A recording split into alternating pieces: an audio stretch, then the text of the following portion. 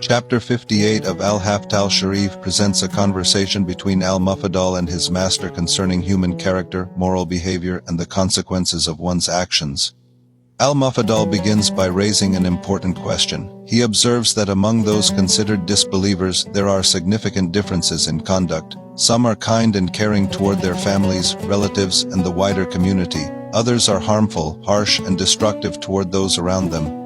This observation leads him to ask what ultimately becomes of such people. If two individuals share the same lack of belief, yet one behaves with kindness while the other causes suffering, should they receive the same outcome?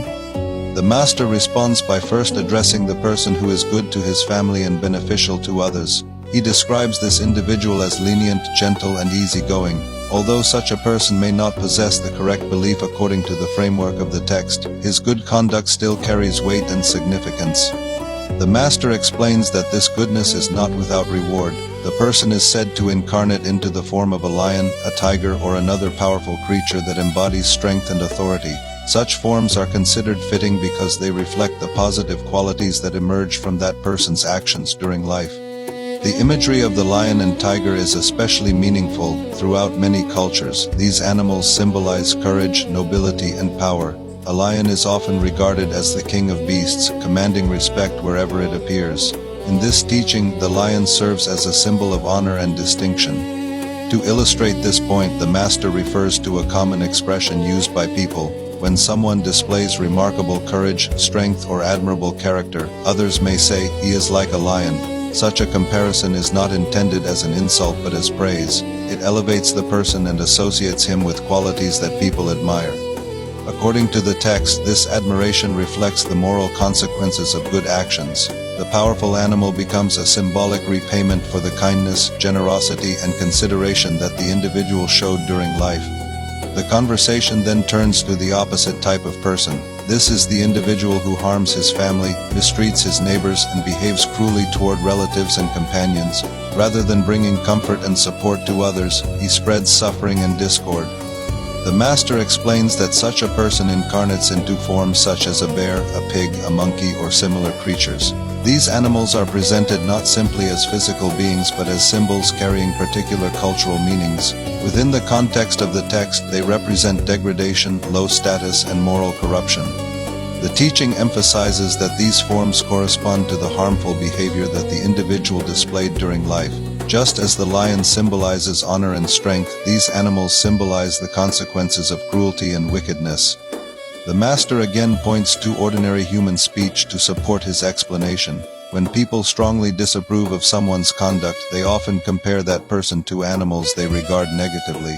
Such comparisons are used to express disgust, ridicule, or condemnation. In this way, the chapter draws attention to the symbolic language that people naturally employ when judging character. Animals become mirrors through which human virtues and vices are expressed and understood. A central theme of the chapter is that actions matter. The discussion repeatedly focuses on relationships between people. The treatment of family members, neighbors, relatives, and companions occupies a central place in the teaching.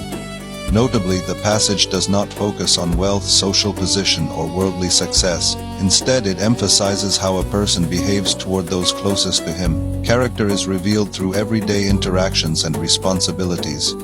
The chapter presents a worldview in which kindness produces elevation while cruelty results in degradation.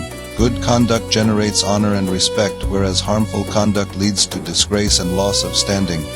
Whether one accepts the doctrine of reincarnation described in the text literally or interprets it symbolically, the moral lesson remains clear. Human actions leave consequences. The way a person treats others shapes both his reputation and his destiny within the framework of the teaching. The imagery of animals serves as a powerful teaching tool.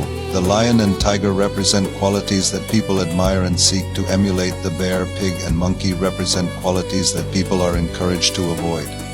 Through these vivid examples, the text invites readers to reflect on their own conduct. It asks them to consider how they treat family members, neighbors, friends, and relatives, and what such behavior reveals about their character.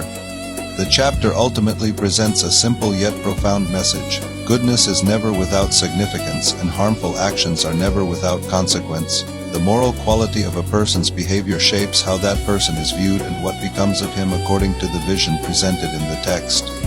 In the end, chapter 58 uses striking symbolic imagery to communicate an enduring ethical principle. The way people treat one another matters, and every action contributes to the moral legacy they leave behind.